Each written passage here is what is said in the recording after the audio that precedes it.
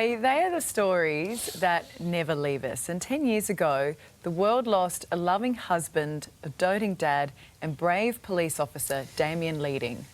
The senior constable was killed in 2011 while trying to stop an armed robbery on the Gold Coast. There it is. Oh, smiley chops, yes. Big smiles. Capturing precious moments. What are you laughing at, Gracie? What are you laughing at? These home videos now all little Grace and Hudson have to remember their dad.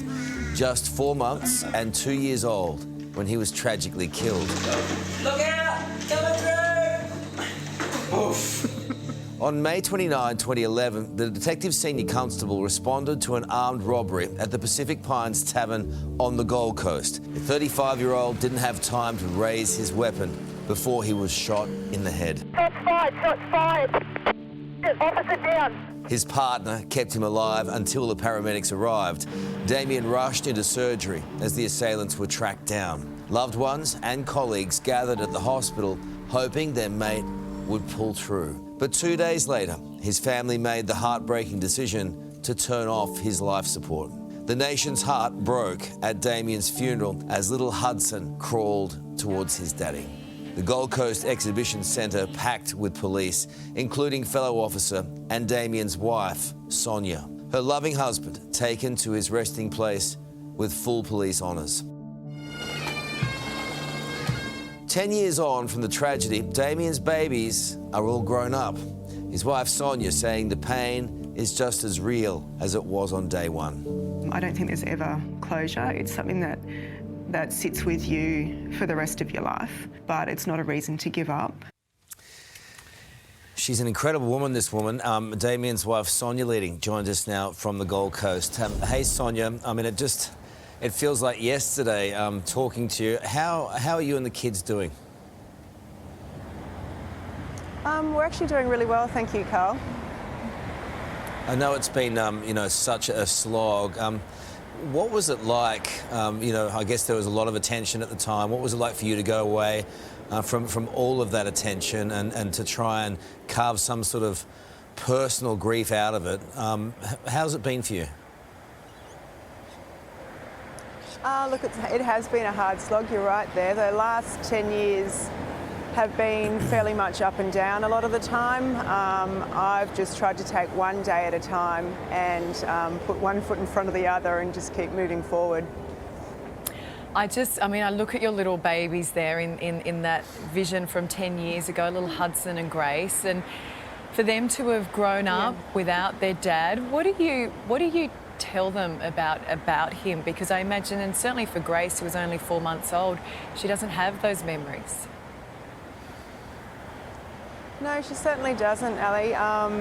We are very open about Damien and what happened to him. We're also really open about his cheeky personality and all the funny mannerisms that both Hudson and Grace have picked up from him. I guess, yeah, that's how we keep his memory alive. And he's certainly not forgotten in our household. I remember talking to you for 60 Minutes at the time, and you regaling stories from, you know, from him day to day, and those funny stories and that lightness that he had. He also did a really tough job, as you do as well, and it's always the risk, isn't it? Oh, absolutely. It's 100% a risk. You don't know what jobs you're going to each day, but we all still turn up and just put on that blue suit and out we go and work for our community. Has Damien's death changed the way that you go about your job as a police officer?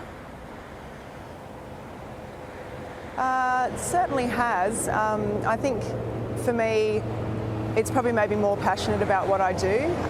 It's certainly brought a little bit more, I suppose, risk in our household of me going to work every day and making sure that I come home, and that's probably the most important thing for the kids. Do they worry about that? Do they talk to you about that?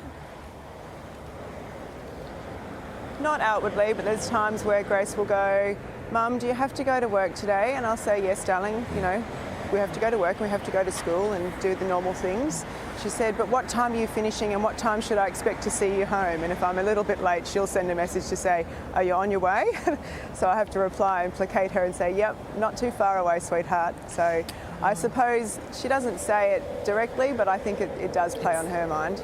Look, the Gold Coast cops and the Queensland cops in general wrap their arms, their collective arms around you at the time. I suppose that never ends, and which is a wonderful thing. What would you say about Damien's legacy and the importance of police officers? So Damien's legacy obviously continues on, particularly with the Coomera CIB guys. I know they've done an awful lot of work to try and crack down on the drugs out there and put a stop to that. But for the most part, policing on the Gold Coast has probably taken off, I suppose. It's always busy, it never stops, and I think if we can all just go out and do our little bit to stop crime, then we're on the way there. Really good message there, Sonia. And look, on Saturday, we know you finished a month-long charity run for police legacies. Your final laps were for Damo. Just how important was it to be involved in that? Yes. Really important. I only jumped on board with Run for Blue last year. It raises much-needed funds for legacies throughout Australia. And this year, I suppose, for us was quite important, finishing that last lap at the park here on Saturday afternoon with about 50 of our mates. Just tied it up nicely, so it was a really lovely afternoon. Sonia, your strength during this has been a real inspiration. It's wonderful to talk to you today, and all the very best, huh? Thank you very much. Thanks for speaking to me. Pleasure. So much love to a beautiful family. Yeah, incredible.